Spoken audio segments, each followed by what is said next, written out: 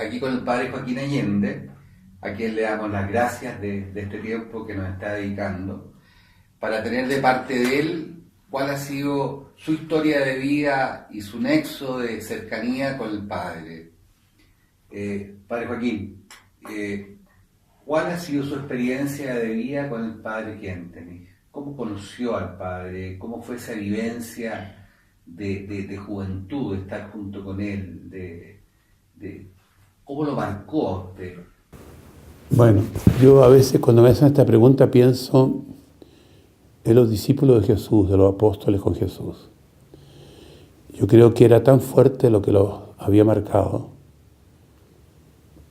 y que después los cristianos querían saber que les contara, y a mí en cierto sentido se me ha ido olvidando, se me ha ido metiendo para adentro, porque me da vergüenza por una parte.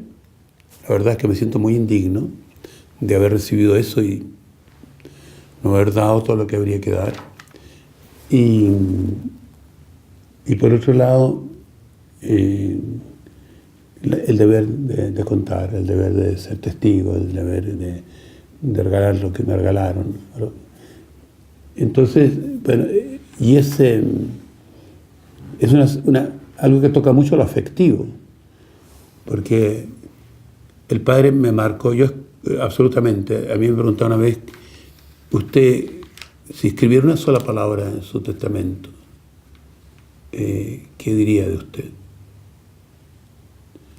Bueno, diría que soy pecador, pero eso es fome, padre, todo el mundo es pecador, me contestaron. Pero ¿cómo calificaría su vida? Soy kentenichiano. O sea, yo estoy seguro, y escribí en eso una especie de testamento que me pidieron que escribiera esta frase, yo estoy seguro, esta palabra, estoy seguro que si yo voy, cuando llegue al cielo me van a preguntar una sola pregunta: ¿fue usted un sacerdote kentenichiano, sí o no? Lo digo con mucha conciencia.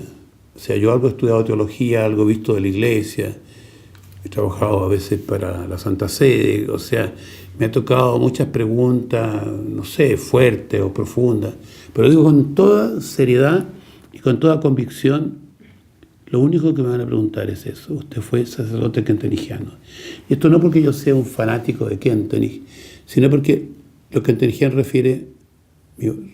contiene mi bautismo, he sido hijo de Dios, contiene mi confirmación, está lleno del Espíritu Santo, eres un efecto, un producto del Espíritu Santo, un fruto del Espíritu Santo. Igual con el sacerdocio y también con mi comunidad, el padre de Schoenstatt. A la final es: ¿fuiste hijo fiel del padre Kentenich? No, voy a decir inmediatamente que no fui. Porque es como encontrarse con un santo, que estoy convencido que es santo, y un profeta que va a marcar para mí la historia de la iglesia por siglos. Es como yo siempre, de muy temprano, estaba en la juventud cuando yo entendí una cosa, que a mí se me invitaba a ser de los primeros, como fueron los primeros amigos y discípulos de San Francisco, de San Ignacio, de San Benito. Para mí hay 4, 5, 6, 7 grandes intervenciones y grandes fundadores. Y yo, pero rapidísimo, muy poco tiempo después, tomé conciencia, como quieran llamarlo, de que estaba frente a un hombre absolutamente excepcional, un hombre absolutamente histórico. Y se me quedó desde ese momento para adelante siempre, así como los 12 fueron los discípulos de Jesús, tenían la obligación de entregarlo entero a Jesús, al mundo. Yo estaba frente a un hombre excepcional, un sacerdote excepcional.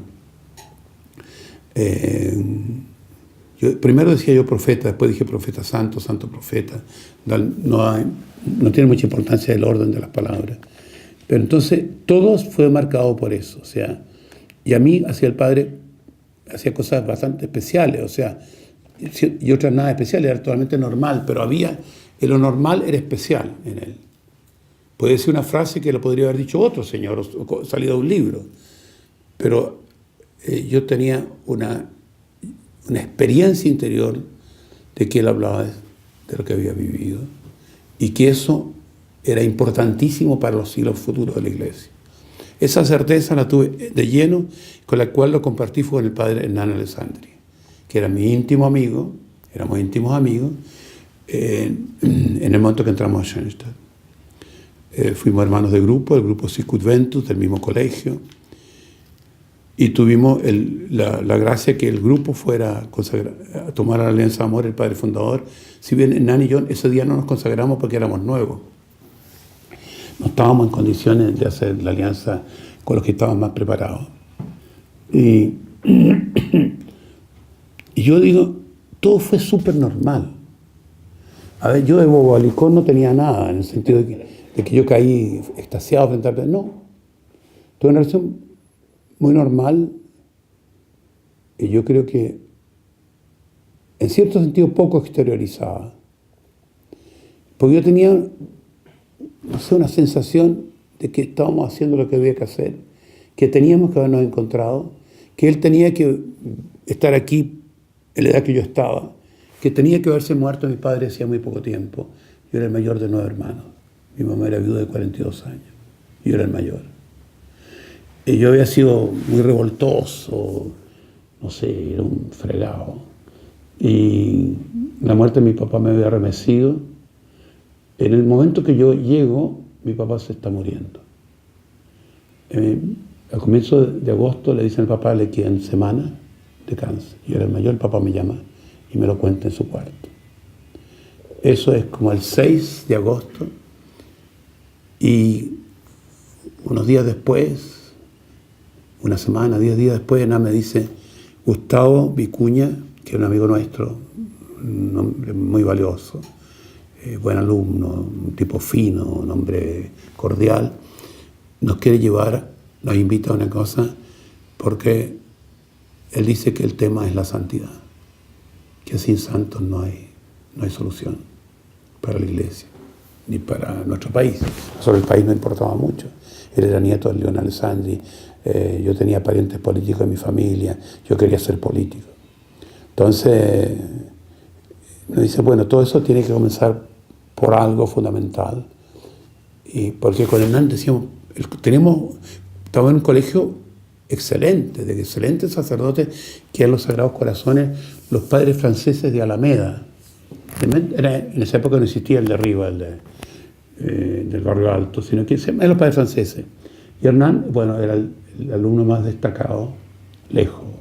Hernán era un hombre absolutamente excepcional. Yo creo que puedo decir que nunca sacó una nota que no fuera la nota máxima. Era sencillísimo, transparente, era muy sencillo, como digo, y éramos bastante amigos. Y nos habíamos hecho amigos no hacía mucho tiempo porque comenzamos a comulgar todos los días. Es en el colegio. En el colegio. Y entonces eso nos creó una sensibilidad intensa y queríamos cambiar el mundo. Esas dos cosas. Era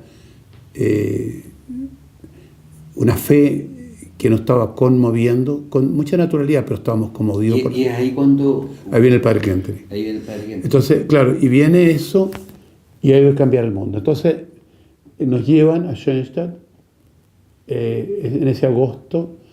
Hernán llega el día 15 de agosto. Yo no pude ir porque ese día operaron a mi papá.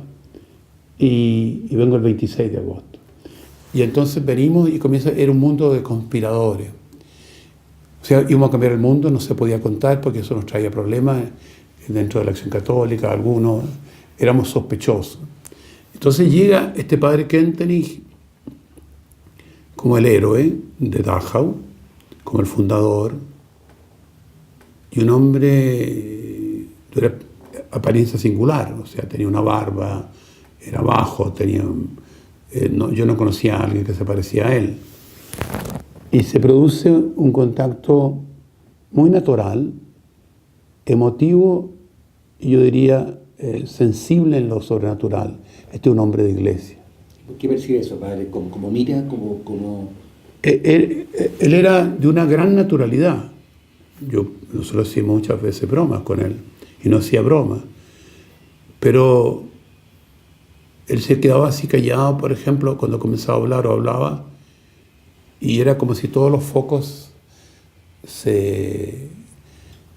lo iluminaran a él. O sea, para mí, no sé por qué, pero era así. él se robaba el micrófono y la cámara. O sea, y no levantaba la voz. A veces sí, tenía una voz un poco chillona, típico de la región de que él viene. Después yo estuve en Alemania y me doy cuenta que había algo de su región, el dialecto de él. Y entonces, yo diría que teníamos una docilidad muy grande, o sea, no para mandar a hacer una cosa, sino que estábamos tan abiertos a él, le creíamos tanto a él. ¿Y por qué le creíamos? Le creíamos porque Hernán y yo habíamos desarrollado esta tesis que había que refundar. Esto no da para más, no tengo idea por qué, pero que aquí tiene que haber un cambio muy grande. Y nosotros hicimos, recién entrado Schoenstatt, una inmenso reunión muy aparatosa de que vamos a refundar el colegio. Y eso me venía el padre José Kentenich. Lo que él decía, pero no es que lo verbalizara tanto, sino su manera de pararse, de hablar, de abordar los temas, era que aquí se trata de todo o nada. No se trata de hacer una obra más dentro de la iglesia, no. Se trata de que la iglesia está en un momento crucial, o que lo hacemos, o esto tiene gravísimas consecuencias para la vida de la iglesia y del país. Hernán era nieto de un presidente de la República. No era político en el sentido que se preocupara de la política, pero tenía ese trasfondo de la gran política. Y yo también lo tenía. En mi familia también había políticos, diputados, qué sé yo, gente que se había jugado en la política reciente, bastante, incluso de forma dramática. Y entonces, yo por así decir, no teníamos tiempo para perder. Y Hernández insistía mucho que esto era un cambio profundo. Y entonces el padre vino a respondernos a eso. Y eso desde el primer momento. En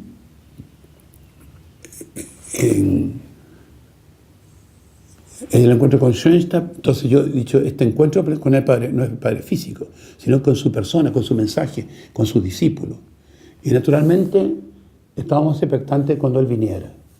Y cuando vino, me pareció bajo, sencillo para el movimiento de las manos. Yo he trabajado ya como actor de teatro con un director bueno.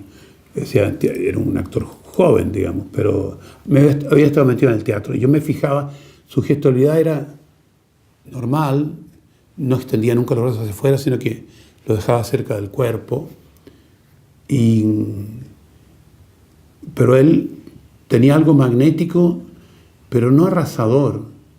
Yo soy escritor, la palabra que yo diría era invitante, invitaba a dialogar, invitaba a seguirlo, invitaba a abrirse a él, sin violentar nada. Entonces se producía una adhesión espontánea, cálida y muy exigente. O sea, él lo que predicaba había que jugársela por entero. Entonces, él vino a responder a estos dos jóvenes que éramos, había otros amigos más, pero eran los que dialogábamos todos en esos años, en esos meses, a una pregunta: ¿qué se hace para cambiar el mundo?